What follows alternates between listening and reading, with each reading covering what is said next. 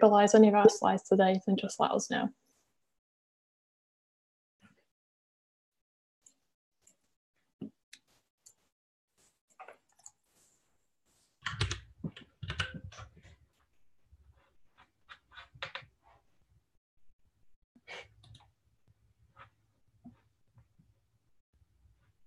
Hey, Sarah, good morning. How do you think about the walkthroughs, the flows through the application? I was talking with the head of product at DigitalOcean recently, and he said he regularly, every 2 weeks, he takes one of the flows to the product, and he works on that with a team. And no one is super fan of the approach because they find a lot of things. I have the feeling that UX research at GitLab is a bit more focused on kind of, if we do something new, what should it be named, and our new stuff instead of the existing flows. How do you see that? Yeah, so I think we haven't really done too much user journey mapping before, and this is something that our designers are actually starting to do. So Andy is one of the first people on the UX design team to actually tackle creating a user experience map. And he started that by going through the process with myself and some of the other people on the secure team, and just getting them to identify where problems might be in the process. So that kind of gives us our assumptions, our hypotheses of where things might be going wrong. And then the next stage with that would be to run it through with users as well, to see if our assumptions match what our users are thinking. And the only thing I'll add to that is we're doing the same for onboarding right now. I say we, but it's not me in any way. Mate has partnered with his team to do the same for onboarding. So he started with a video to show the sign up process through onboarding and do kind of a heuristic review of current state. And then he's also documented both the current journey and a proposed journey for the future. Cool. Let's see those links. Yeah, it's one of our OKRs for this quarter. So it's in process right now, but very excited to share it with you.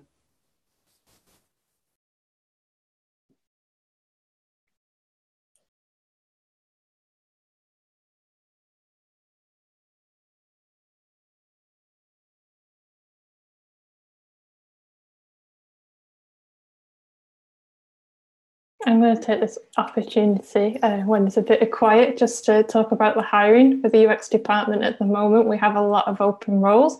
We've just rewritten our UX designer job description. So if you know of any suitable candidates, then please do refer them.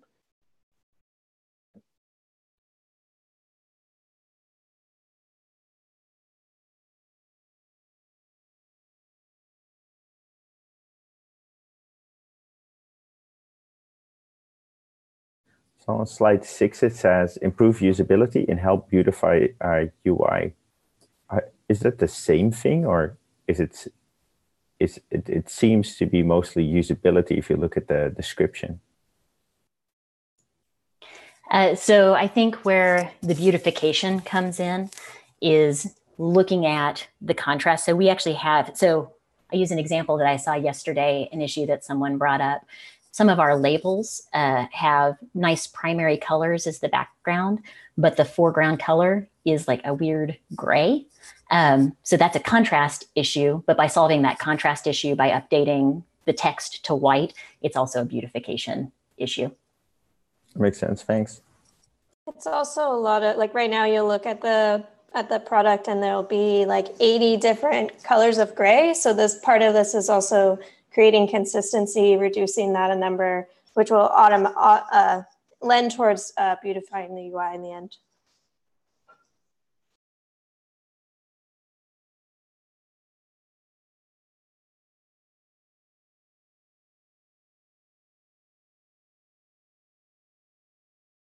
On slide 5, where it says advert, do we mean vacancy, or are we actually taking out an advertisement?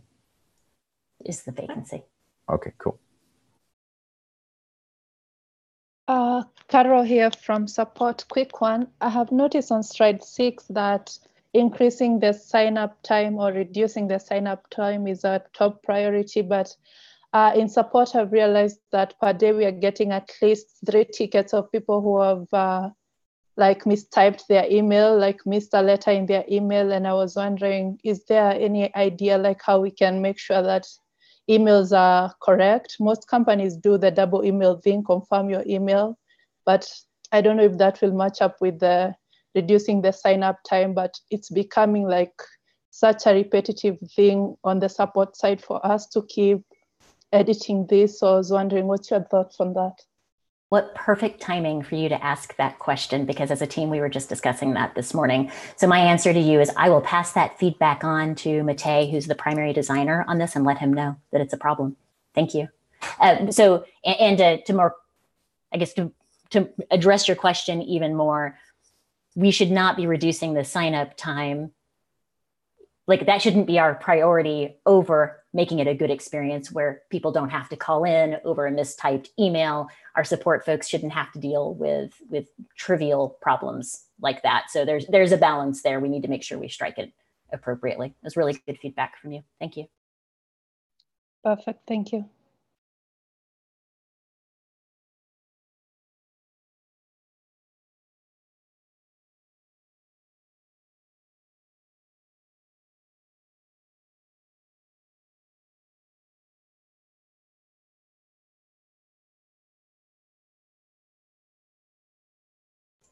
Anyone else? These have been great questions.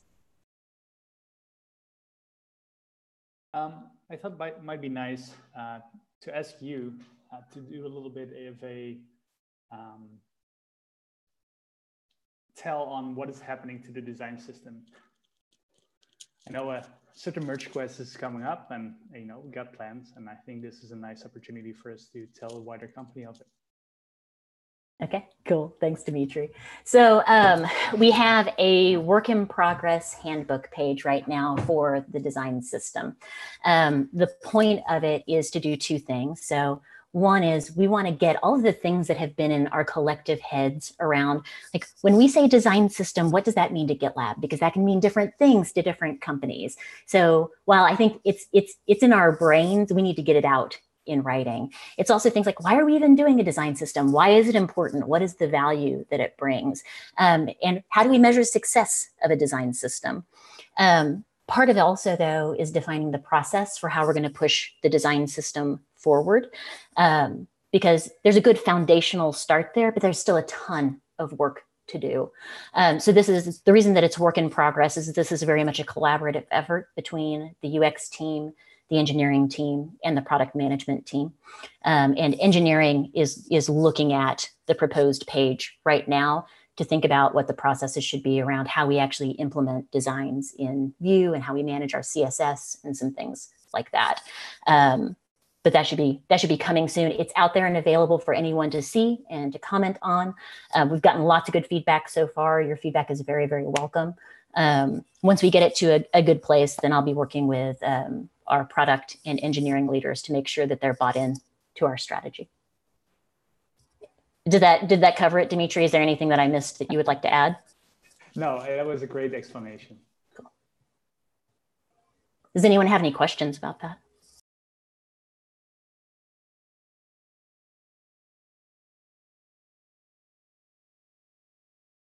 Hi, it's Oliver from the Secure team. I have a different question about UX research on our internal workflow or usages of GitLab.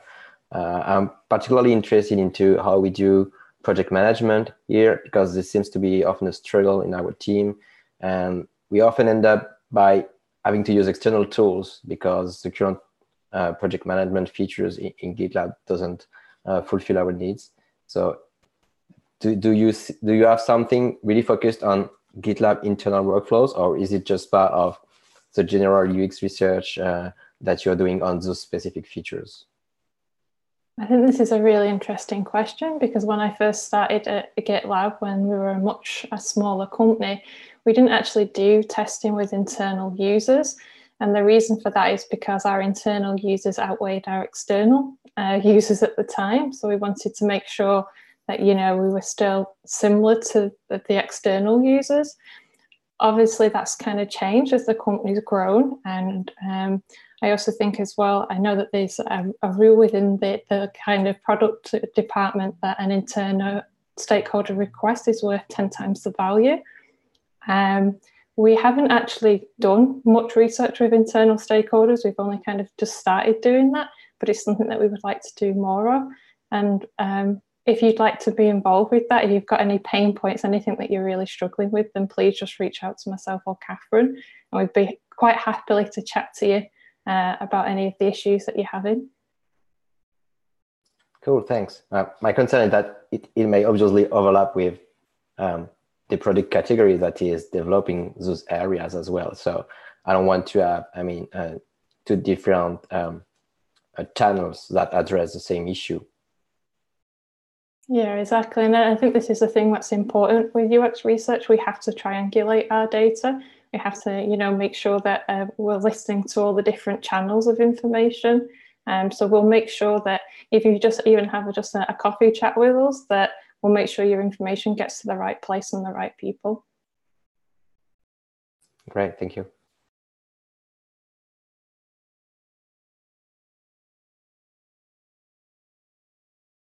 How do you see the success of UX research? Is it creating a report with the data to fix things, or is it that those fixes actually get implemented?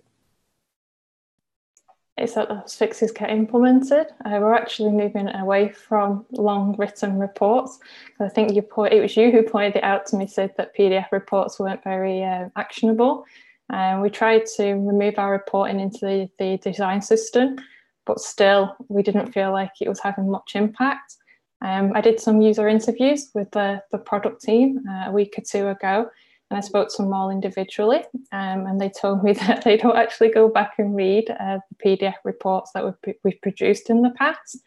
They'll read them once, and the problem is that insights and findings are kind of being locked away in those reports and being forgotten about.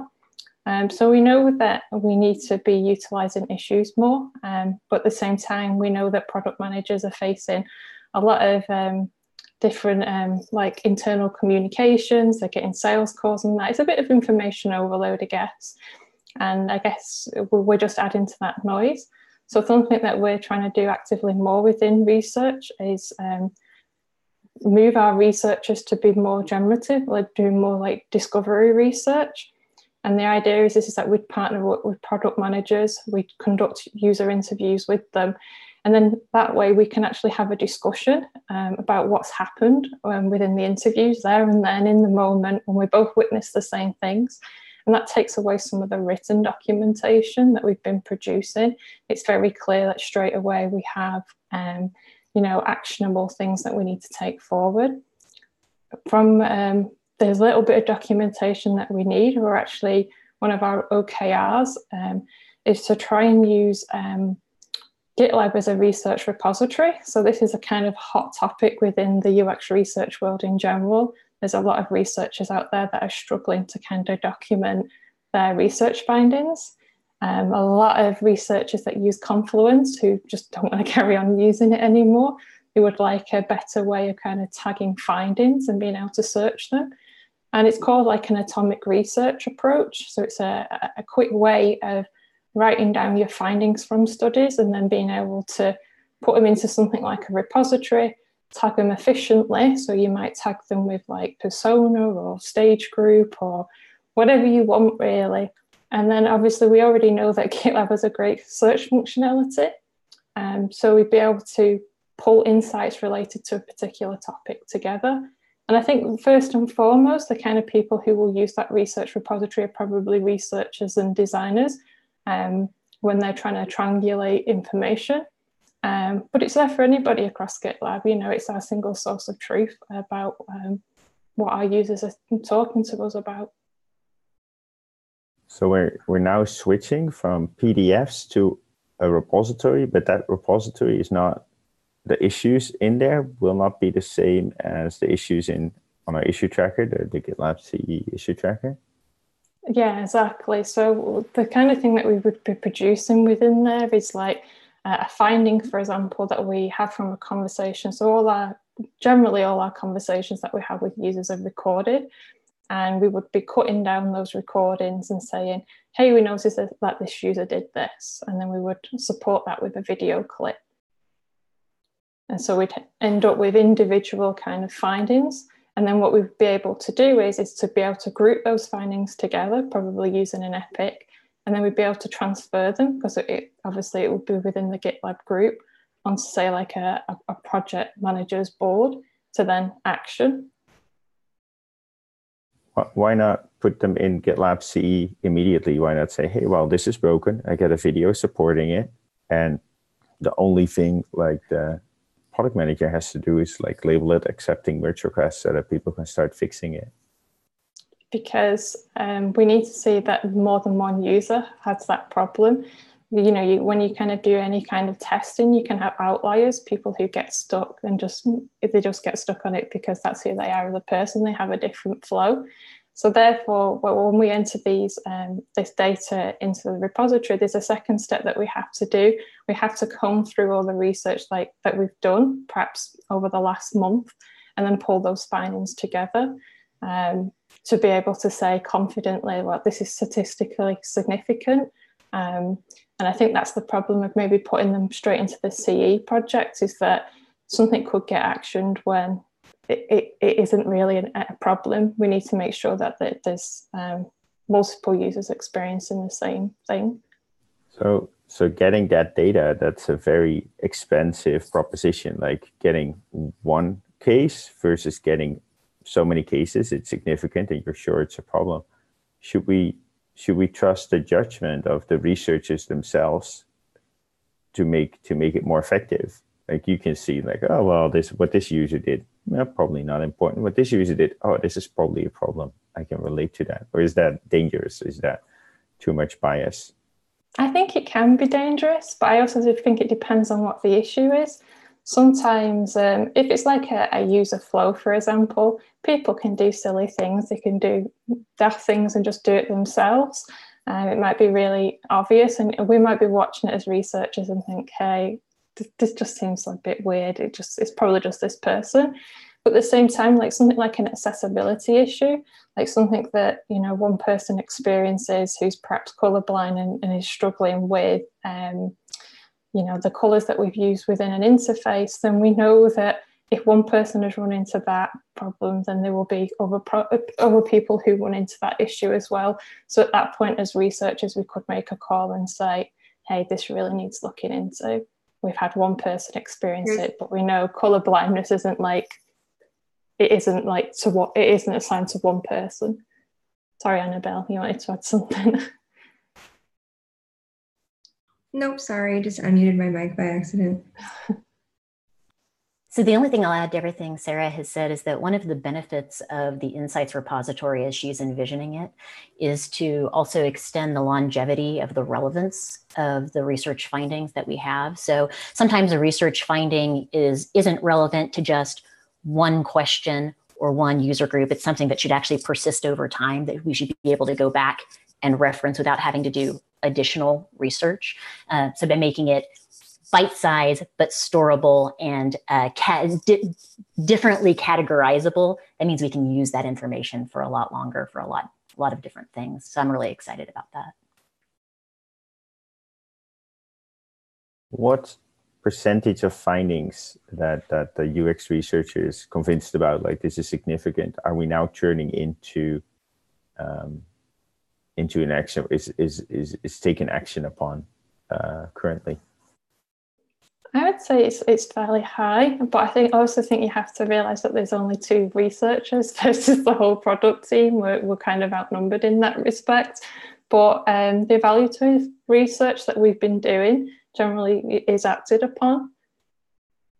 Cool, thanks. I would give props to the product managers in that way. They are very good.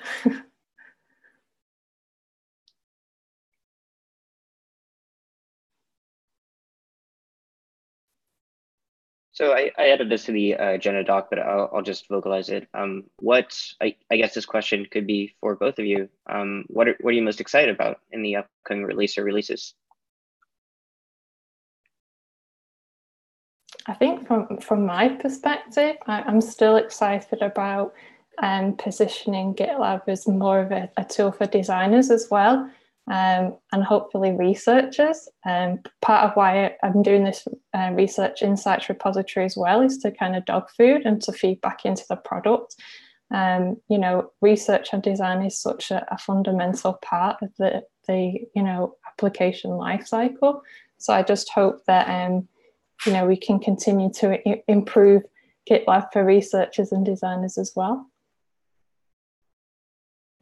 So maybe this is because we had our first group feedback session this morning, and Matej presented the sign up and onboarding flows, but I'm super excited about that. He has some really innovative ideas for how we can make it easier to become a new GitLab user. And I can also probably empathize with that even more because I'm a relatively new GitLab user. So anecdotally, I'm looking at it and going, wow, this would be really, really neat. So the plan is for that to happen within the next couple of milestones. And I think it's going to be really, really interesting.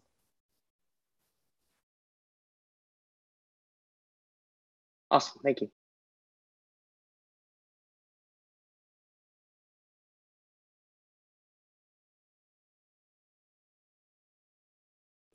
Christy, kind of related to that, Brendan's added a question to the document, which is, what part of using GitLab have you found least intuitive during your onboarding? Not to put you on the spot or anything. Yeah, sorry, I was trying to get my mic working, but I am trying to put you on the spot. No, I'm trying to get like a personal feedback, right? It's not every day that you get a senior UX person to join and use your product that you use to build your product. So yeah. So, I mean, I think honestly, it just wasn't clear for me where to start. I feel like I just kind of landed in the middle of this really robust, complex tool. And it was up to me to hunt around and see what was available and where things were and how those things connected to each other. Which is back to, so spoiler, that and we need to get this in front of users first to make sure that it makes sense to them. But Matej's idea is around, and it's Matej in conjunction with his team.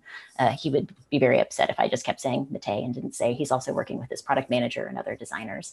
But he's kind of leading the effort on this, but a guided onboarding experience where it actually takes you through an issue board and moving issues around and setting things up. Really, really neat idea. And I was envisioning myself as a new user having something like that available to me where I was actually physically interacting with the product, but with guardrails on. And I thought, wow, that would have been really, really useful. Did that answer your question? it did. Thank you. That's really helpful.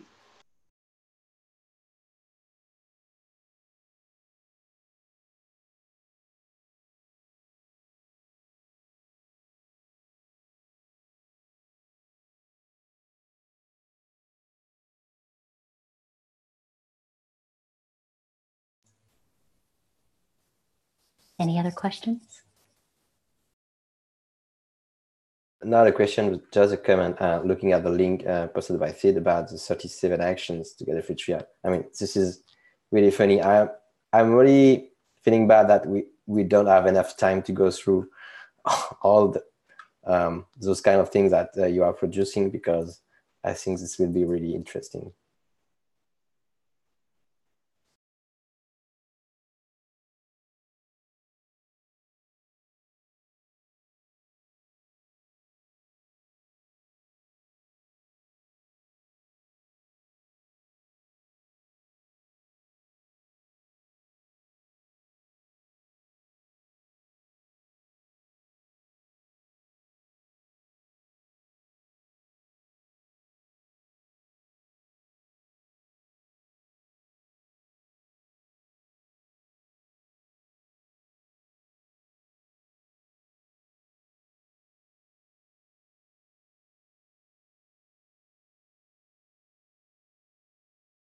Anybody else? Thank you for that, by the way.